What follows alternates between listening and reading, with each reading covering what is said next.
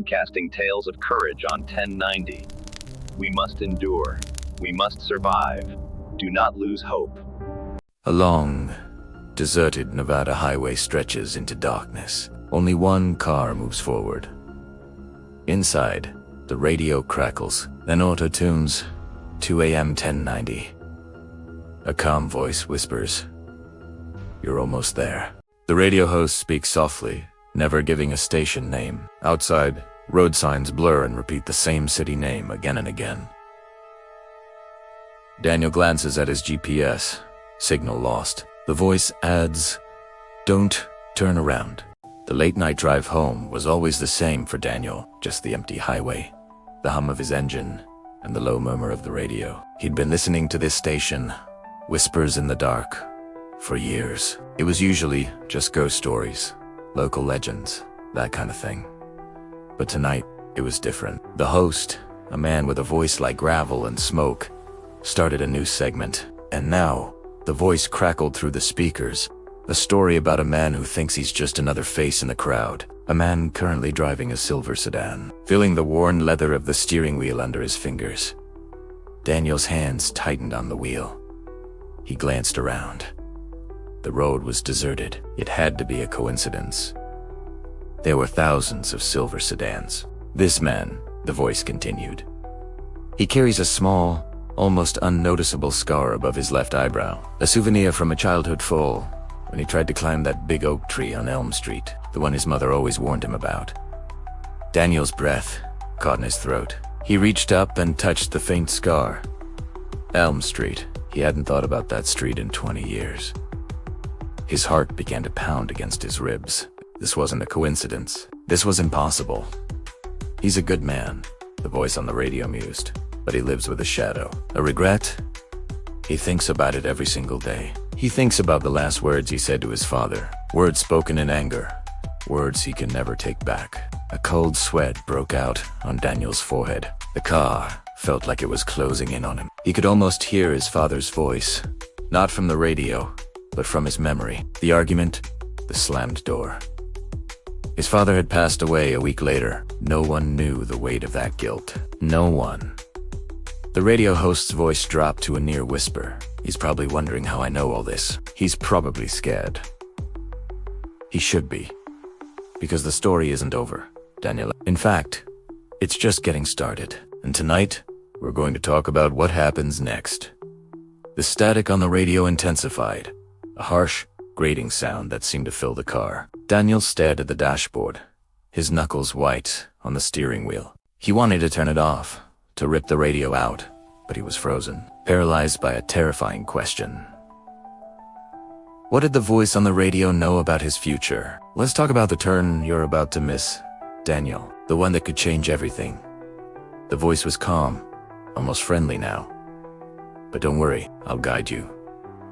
I know the way. After all, I know everything about you. Daniel saw the upcoming exit sign glow in his headlights. The sign for his street, his home. But the voice on the radio was describing a different path.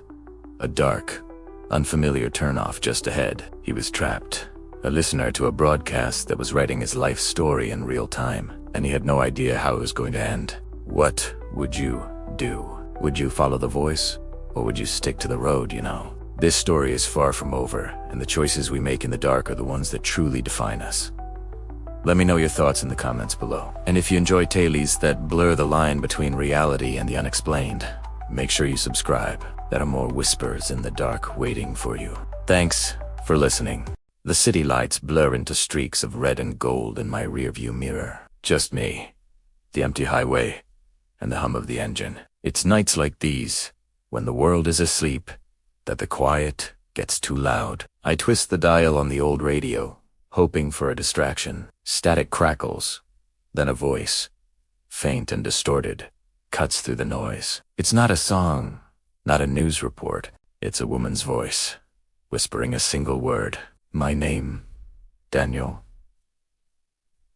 I freeze, my hand hovering over the dial. The voice is gone, replaced by the same crackling static. My heart hammers against my ribs. It sounded familiar. Too familiar, like a half-forgotten dream.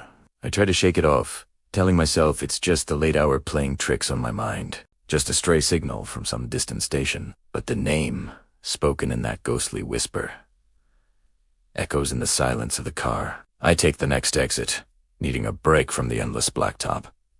The road leads me to a place I haven't been in years. The old lakeside lookout.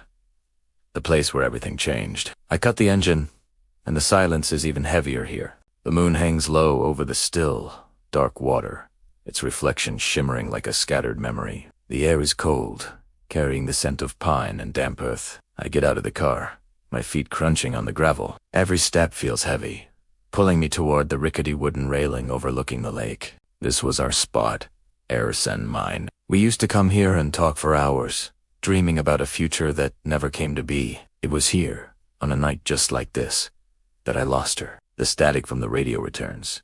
This time not from the car, but from the air around me. It grows louder, more insistent. And then, the voice again. Daniel. Why did you let me go? The whisper is everywhere now, swirling with the wind, rising from the dark water. It's her voice, Sarah's. A sob catches in my throat. I stare out at the lake, the moonlight revealing ripples on the surface. A figure begins to form, shimmering and translucent, standing on the water. It's air. Just as I remember her, her long hair flowing as if caught in an unseen breeze, her white dress glowing softly in the moonlight. She looks sad, her eyes filled with a longing that pierces right through me. I'm sorry, I choke out, the words I've held inside for 5 years, finally breaking free. I'm so sorry, Sarah. I tried.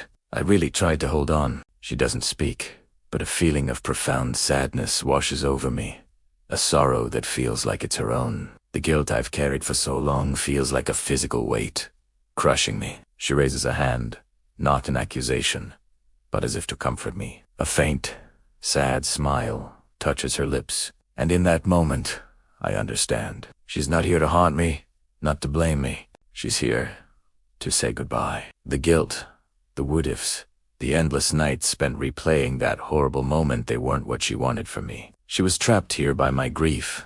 Justas primera why. It wasn't your fault, the whisper says. This time, clearer, gentler. Live, Daniel, for both of us. Tears stream down my face, but they're not just tears of sorrow anymore. There's a release, a letting go. I watch as her form begins to fade, dissolving back into the moonlight and mist over the water. The static recedes, leaving behind only the peaceful sound of the night. The first light of dawn is beginning to paint the sky in shades of pink and orange. I'm still standing by the lake, but the crushing weight is gone. For the first time in 5 years, I feel a flicker of peace. The past will always be a part of me, a scar on my heart, but it doesn't have to be a cage. I look at the spot where she vanished, and I whisper my own goodbye. I will, I promise her. I'll live. Driving away from the lake, I don't turn on the radio. I just listen to the sound of the engine, the sound of a new beginning. The road ahead is still long, but for the first time, it doesn't feel so lonely. Thank you for listening to my story. If you've ever felt lost in grief, remember you're not alone, and it's okay to find your way back to the light. Take care. The highway starts looping unnaturally. Same gas station, same broken sign, same mile marker. The radio volume rises on its own. The voice sounds closer now. Static fills the car. When it clears, the voice on M1090 is no longer calm. It's Daniel's own voice, tired and distant. If you're hearing this, take the next exit. A sudden exit appears out of nowhere. Daniel hesitates, then turns. The radio goes silent. The road fades into total darkness. Morning light. The highway is empty again. AM 1090 is now silent. A text fades onto screen. Midnight Drivers, hosted by D. Reed, now broadcasting.